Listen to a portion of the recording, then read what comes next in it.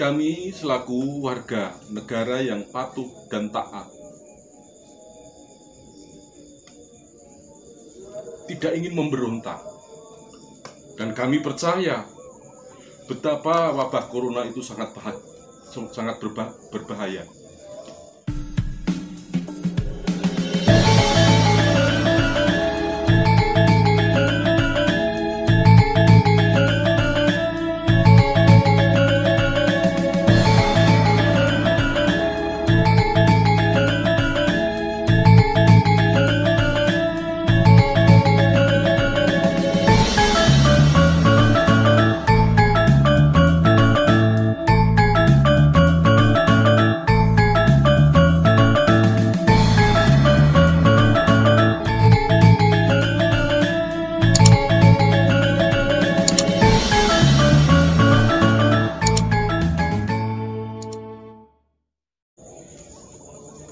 Assalamualaikum warahmatullahi wabarakatuh. Si Romo, Sobat Romo Edi Ronggo yang berbahagia, selamat jumpa kembali. Semoga panjenengan senantiasa dirahmati Allah SWT. Sobatku, baru-baru ini memang luar biasa, banyak berseliweran di mana berita yang mengabarkan tentang mudik yang dikembalikan, fenomena yang bagaikan buah simalakama. Kalau kita memaksa, seolah kita melawan aturan pemerintah. Tapi jika kita tidak melawan, maka kita akan memendam rindu yang sudah bertahun-tahun tidak bisa berkumpul, bertemu dengan keluarga. Sebenarnya sulit untuk dipahami, sulit untuk dimengerti bagi kami warga atau masyarakat yang awam dan kurang pengetahuan ini. Sulit untuk mencari jawaban. Mengapa mal, pasar, tempat wisata terbuka luas? Bukankah itu juga tempat berkerumnya massa? Dan apakah corona ini hanya akan menyerang para pemudik yang nantinya berkumpul dengan keluarga? Sedangkan corona tidak akan mau menyerang orang-orang di tempat-tempat wisata.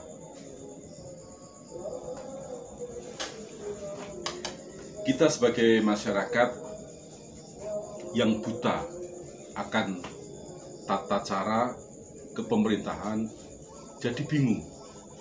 Apalagi di saat mendengar selentingan, entah itu hoak, entah itu nyata, namun ada beberapa tayangan YouTube yang mensiarkan secara langsung tentang kedatangan warga-warga asing dari Wuhan dengan alasan tinggal sementara. Bahkan yang baru-baru ini ada juga warga India yang nyata-nyata baru saja India ini dengan hebohnya terkena tsunami pandemi. Bukan lagi wabah, bukan lagi gelombang, sudah tsunami. Maka kami jadi heran ketika kami warga pribumi, warga Republik Indonesia yang sudah merantau bertahun-tahun untuk pulang ke keluarganya dilarang, dibatasi, ditahan. Bahkan yang tragis, ada beberapa rombongan yang harus dikembalikan. Tahukah bapak-bapak yang di sana bahwasanya demi untuk pulang kampung, ini mereka menabung sedikit demi sedikit, menyisihkan hasil keringatnya untuk membuat bahagia orang tua dan juga saudaranya. Namun apa? Sesampai di hari H yang diinginkan, dikembalikan. Mohon maaf, apakah itu tidak bisa diambil kebijaksanaan? Misalnya diambil jalan tengah. Kalau harus tes swab ataupun vaksin, siapkan di terminal-terminal angkutan penumpang. Bagi mereka calon penumpang yang akan mudik ternyata berdampak, ya ini dikarantina dulu, jangan pulang. Nah, ini saya rasa langkah yang lebih bijaksana. Ini enggak, hukumnya seperti hukum Allah, kun fayakun. Saya sudah mandatnya seperti ini, kamu harus kembali. Wow, sampai sedemikian kejamnya bapak-bapak yang mengambil kebijakan. Sejujurnya, saya, Edi Ronggo, tidak berkepentingan untuk mudik. Karena apa? Orang tua saya sudah meninggal, mertua saya sudah habis, anak-anak saya tinggal berdekatan saja, sehingga dengan 3 anak saya, 4 cucu, sudah rame. Jadi mereka tinggal berdekatan, nggak perlu mudik. Cukup bersilaturahmi jalan kaki, 5 menit sampai. Namun saya sangat prihatin sekali. Mengapa tidak ada cara yang lebih humanis, lebih kekeluargaan?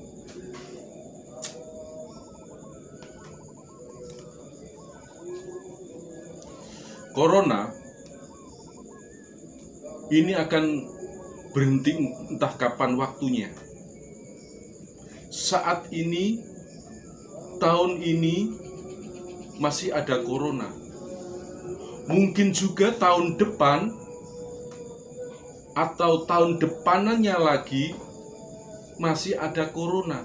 Sedangkan famili, saudara, entah orang tua atau kita sendiri atau pemudik sendiri sudah belum tentu akan bertemu dengan Ramadan berikutnya. Ini adalah momen yang paling ditunggu-tunggu. Tidakkah panjenengan punya hati, Bapak? Tidakkah panjenengan punya perasaan? Kita diciptakan dari bumi yang suci. Kita diciptakan dari air yang suci. Kita diciptakan dari angin serta api yang suci. Dengan 4 anasir yang sempurna terbentuklah jasad manusia yang seharusnya mempunyai rasa, mempunyai perasaan, tresno, tinresnanan, rekso, rumekso. Jangan mengandalkan kekuasaan mumpung berkuasa, Pak atau Ibu yang saat ini berkesempatan untuk menjadi pemimpin. Anda hanya 5 tahun memegang jabatan itu, tapi rakyat selamanya akan menjadi rakyat yang mengenang dan menilai tentang kebijakan-kebijakan yang simpang siur. Ya, kalau pejabat, pemimpin perusahaan, jutawan atau miliarder lainnya mungkin dengan rekomendasi yang dibuat, surat jalan yang dibikinkan, atau dengan naik pesawat kemana tujuannya, bisa dilakukan. Tapi rakyat yang mereka rata-rata pekerja, buruh, pedagang, bahkan tidak sedikit pedagang asongan, ketika rombongan dengan membawa anak kecil dengan beberapa orang harus dikembalikan menangis. Saya selaku manusia, saya punya darah, saya punya pikiran, ternyuh, terketuk hati saya. Sudah sedemikian butakah mata batin kita untuk membiarkan mereka yang ingin setahun sekali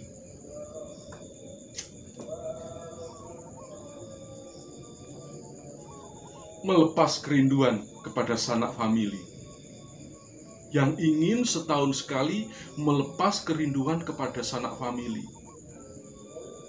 Apalagi mereka para pekerja yang berada di luar negeri,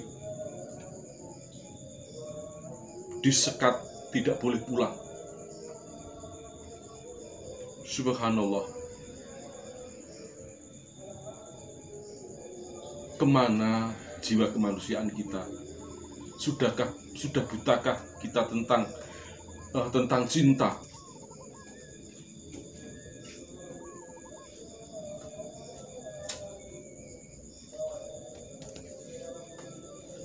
Kami selaku warga negara yang patuh dan taat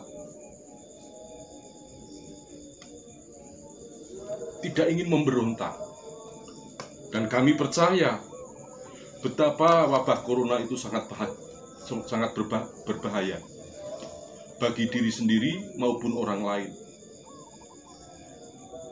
Tapi tidak serta-merta seperti itu. Apakah dengan penyekatan tidak pulang dengan keluarga itu kita selamat dari ancaman corona, bahkan mungkin besarnya sampai mati, meninggal? Bukan corona, Pak, yang menyebabkan kematian, tapi justru hati yang tertekan. Ini menurunkan daya imun tubuh kita, sehingga penyakit mudah menyerang.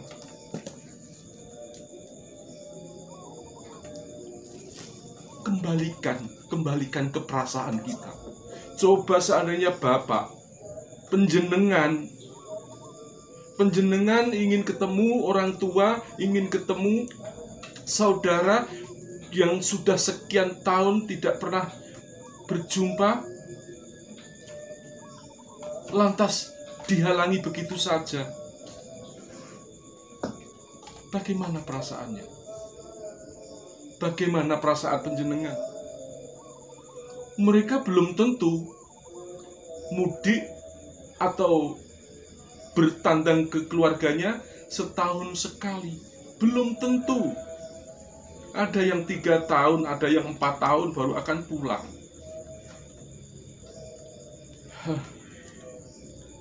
Tragis. Seolah aturan ini menekan orang yang bawah. 2 tahun, Pak. 2 tahun. Orang kecil ini tertekan. Kemana-mana dibatasi.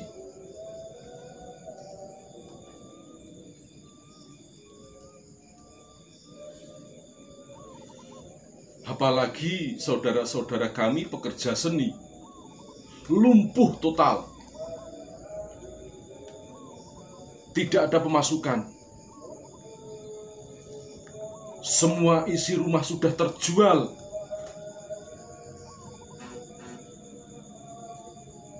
Sementara panjenengan yang di sana masih bisa berbagi kebahagiaan.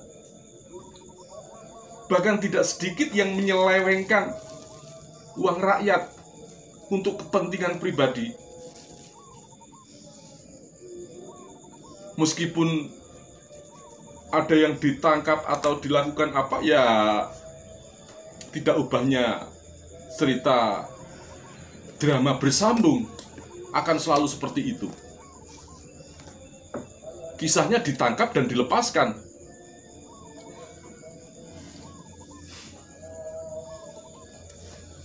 Pak, para pejabat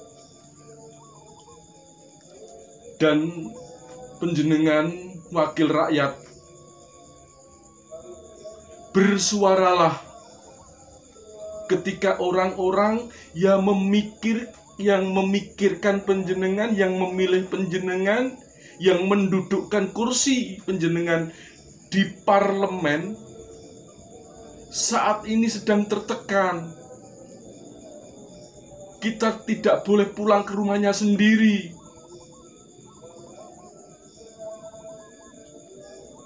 Jangan dipelintir siapa yang melarang pulang. Nyatanya dilarang pulang, meskipun dengan dalih dibatasi.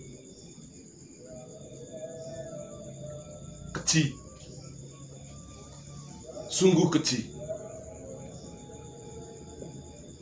Saya sampai bicara seperti ini semata-mata hanya untuk memperjuangkan saudara-saudara saya yang mungkin saya tidak mengenal entah siapa.